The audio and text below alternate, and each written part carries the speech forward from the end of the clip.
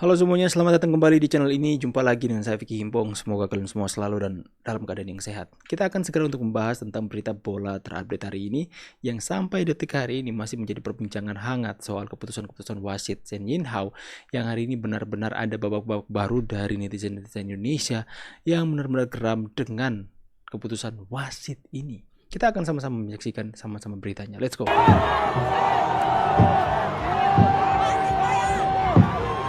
Shen Yinhao.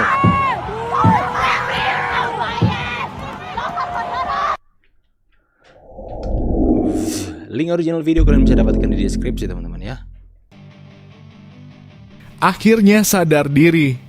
Wasit asal Cina langsung minta maaf ke Indonesia usai bertindak semena-mena di laga timnas Indonesia versus Uzbekistan. Kena santet itu Pada guys. Piala Asia U23 yang baru saja berlalu, kontroversi besar muncul ketika wasit membuat keputusan kontroversial yang merugikan tim Indonesia.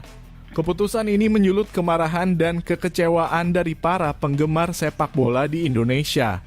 Pada pertandingan tersebut, keputusan wasit yang disorot adalah Shen Yinhao asal Cina. Momen tak terlupakan adalah saat Ferrari mencetak gol hasil muntahan di area penalti Uzbekistan. Namun gol tersebut dianulir karena dianggap menyentuh Ramadan Sananta yang terjebak offside.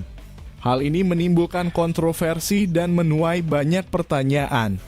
Keputusan wasit kedua yang disorot adalah penggunaan VAR Video Assistant Referee dalam sebuah kejadian yang memengaruhi hasil pertandingan secara signifikan. Meskipun teknologi VAR dimaksudkan untuk meminimalkan kesalahan wasit, dalam kasus ini, keputusan yang diambil justru menimbulkan kontroversi lebih lanjut. Setelah kontroversi tersebut mencuat, wasit yang bertanggung jawab atas keputusan tersebut kemudian meminta maaf kepada tim Indonesia dan para penggemar atas kesalahan yang terjadi. Permintaan maaf ini dianggap sebagai langkah yang penting dalam memulihkan kepercayaan dan keadilan dalam sepak bola. Saya menjalankan tugas dengan berusaha bersikap adil. Saya juga menerima laporan dari petugas VAR terlebih dahulu untuk membuat keputusan. Jadi misal ada keputusan yang tidak bisa diterima, saya pribadi mohon maaf sebesar-besarnya terutama kepada fans Indonesia, kata Shen Yinhao saat diwawancara usai laga. Timnas Indonesia U23 harus bermain dengan 10 pemain pada menit ke-82 setelah kapten tim Rizky Ridho mendapatkan kartu merah melawan Uzbekistan pada babak semifinal Piala Asia U23 tahun 2024 di Stadion Abdullah bin Khalifa. Timnas Indonesia U23 tertinggal 0-1 pada menit ke-68 lewat gol penyerang Uzbekistan Husain Nurchaev melalui tembakan kaki kiri usai meneruskan assist Muhammad Qodir Hamraliev lewat umpan silang. Menit ke-78 penyelamatan emas dilakukan Muhammad Ferrari saat berhasil membuang bola keluar dalam situasi Uzbekistan mendapatkan peluang emas di depan gawang Indonesia. Pada menit ke-82 bek timnas Indonesia U23 Rizky Ridho mendapatkan kartu merah karena dinilai melakukan pelanggaran ketika membuang bola karena kakinya melayang ke area Faikel di antara kedua paha pemain Uzbekistan Jasurbek Jalidinov. Wasit Shen Yinhao mengecek VAR untuk memutuskan kartu merah untuk Rizky Ridho pada menit ke-82.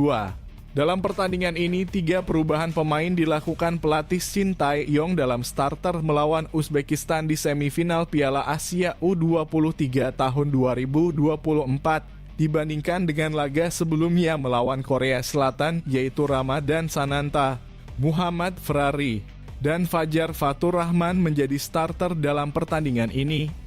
Menteri Komunikasi dan Informatika Budi Aris Setiadi optimistis tim nasional Indonesia lolos ke Olimpiade Paris 2024 meskipun kalah 0-2 melawan Uzbekistan di semifinal Piala Asia U23 di Doha, Qatar, Senin. Kita harus optimistis bahwa kita lolos di Olimpiade, kata Budi Ari usai nonton bareng laga semifinal Piala Asia Indonesia melawan Uzbekistan bersama Presiden Joko Widodo. Budi Ari mengatakan pemain timnas sudah memberikan yang performa terbaik dalam laga kontra Uzbekistan, hanya saja Indonesia harus kalah dari lawan.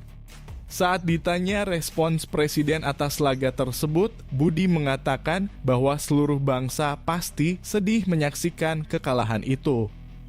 Namun dia menekankan harapan lolos ke Olimpiade Paris 2024 masih terbuka. Ya pasti semua dari kita sedih lah, tapi kan kita harus optimistis bahwa kita lolos Olimpiade, ujarnya. Sementara itu Menteri Perdagangan Zulkifli Hasan mengatakan pemain timnas Indonesia tetap membanggakan, meskipun, kata Zulkifli, pemain Uzbekistan harus diakui lebih unggul di lapangan.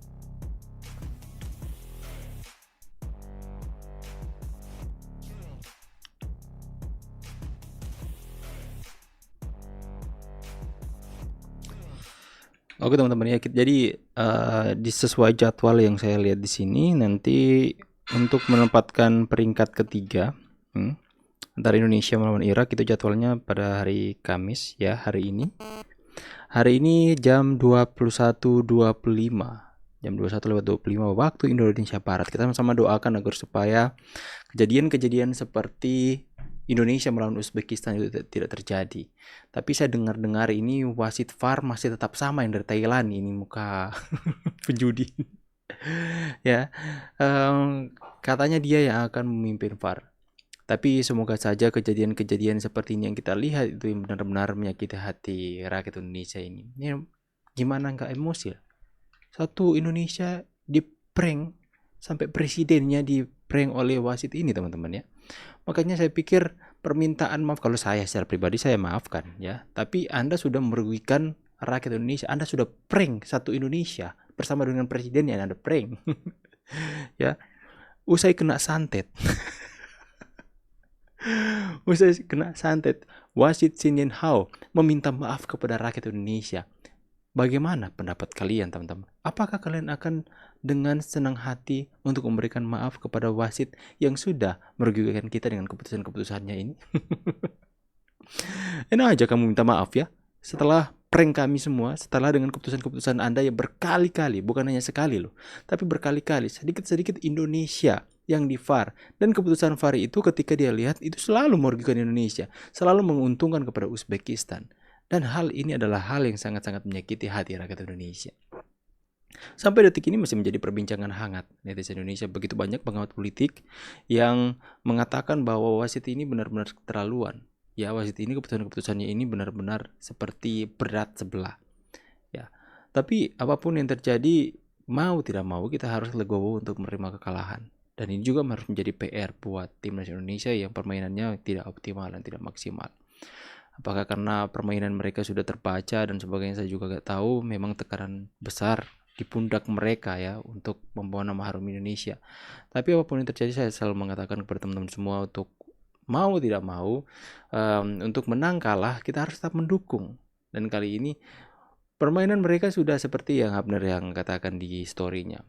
Kami memang bermain tidak bagus, jelek, tapi wasitnya tuh ya, tapi orang wasitnya selalu menjadi jadi wasit kali ini menjadi target, dan dia itu diserang habis-habisan oleh netizen Indonesia, baik melalui jari, melalui puik-puik balacai atau santet. Itu benar-benar jadi tidak putus-putusnya perbincangan. Tapi kita akan segera update untuk pertandingan Indonesia melawan Irak. Semoga saja Indonesia bisa mendapatkan tiket lolos otomatis masuk ke Olimpiade di Paris dengan jika mengalahkan Irak dalam perebutan posisi ketiga ya. Jadi kalau Indonesia lolos kalah, tidak minta-minta ya, Indonesia kalah menempati posisi keempat, jadi harus melalui pertandingan untuk bisa masuk ke dalam Olimpiade Paris. Saya pikir teman-teman semua sudah tahu ya. Jadi tulis di kolom komentar, Shin Yen-hao meminta maaf kepada kalian. Bagaimana tanggapan kalian? Tulis dan ramaikan di kolom komentar. Dan satu kata buat Shin Yen-hao, tulis di kolom komentar teman-teman. Saya pamit dulu, see you on the next video and God bless. Bye guys.